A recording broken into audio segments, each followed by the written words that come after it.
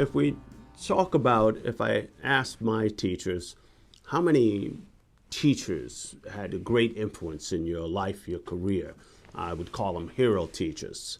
Most people can give you one or two.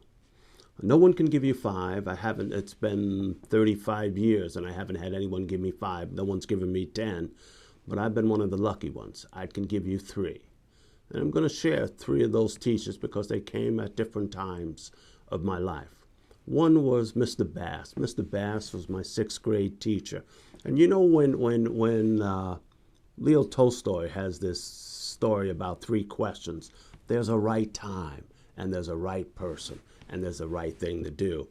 When I was in Mr. Bass's class, I had been homeless. My mother and I were sleeping at the train station, sometimes gathering some money to do a single room occupancy hotel, and I had no winter coat, I had no gloves, I didn't even have good socks, I didn't have a hat, and I had no lunch, and it was a day before free lunches. So when I wound up in Mr. Bass's class, there's things that, they want to evaluate teachers by test scores, but here's how I would evaluate Mr. Bass.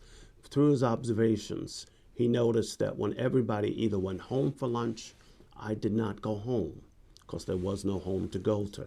Some people brought lunch with them and they could have lunch and they sit around the school, and I didn't have lunch. And Mr. Bass watched me for those first few weeks. And so what Mr. Bass all of a sudden did, and this is the gift of a great teacher, he comes in, he says, "Oh my God, my wife gave me 2 liverwurst sandwiches today. I can't believe it. No one could eat 2. Here, would you want one?"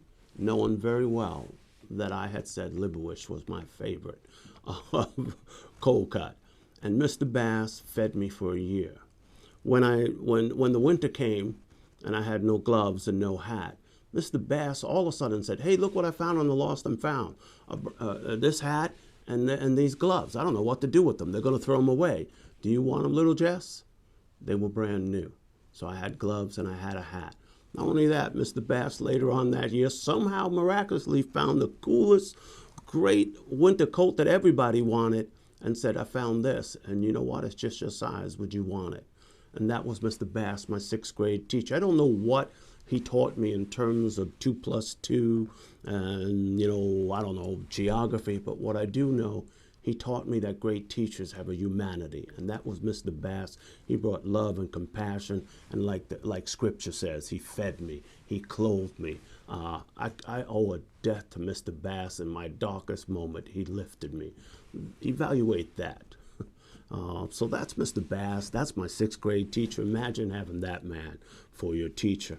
And then later on in high school, I had an honors English class. I wasn't a reader. When you're a homeless kid, I used to hang out at the library. So you read. I was reading books that we weren't reading in our little ghetto schools. I was reading everything. And I liked reading, but I didn't really understand something until I wound up into my English teachers, Mrs. Stanfield. She was a black teacher from North Carolina. And Mrs. Stanfield had a gift that I was not yet cognizant of. That we are what we read. We are what we write. Books inspire. Books lift. And somehow she tied everything we were reading. When we read about Beowulf, she tied them to Malcolm X. She tied them to Cesar Chavez. She tied, like the books we were reading, Great Expectations, to all of the lives we were living. And when you know Mrs. Stanfield, she went to segregated all-black schools. She was a teacher in an all-black school. She came up north as part of the migration, and she taught white, black, and Puerto Rican kids, and she made us all feel special. And what she taught me really most of all was that nothing can lift you like a great book. And Mrs. Stanfield, I know about Marcus Garvey, I know about William Du Bois, I know about Frederick, I knew about people, Leo Tolstoy. I just knew about people that I am certain no other high school kid in America knew. And I have to thank Mrs. Stanfield because there could be no better teacher than her. So she was my high school teacher who somehow let me know that books make us. And Mr. Bass fed me. And then there came when I went to college, and see, I'm just that kid. I wasn't the kid that wanted to be a teacher from a young age. But I was a lifeguard, and I used to work with teaching Down syndrome kids how to swim. It was sort of a side gig in the morning, and I fell in love with those kids, their smiles, the things they did, always happy. And I imagined myself I could be a teacher. And then I had a college professor, Dorothy Manowski. She was a whole language teacher. She's a Miss Q researcher. Dorothy, I was at her funeral. Dorothy and I became great friends. But Dorothy Manowski, she taught me the concept that if you're going to teach, don't teach the content, teach to change the world. And Dorothy Manowski was the faculty member who I don't think homeless ghetto kids are supposed to get PhDs.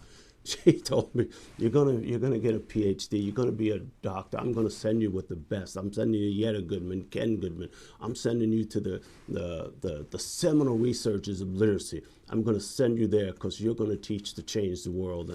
And so I had these three teachers at three different times in my life that were incredible. Mr. Bass fed me.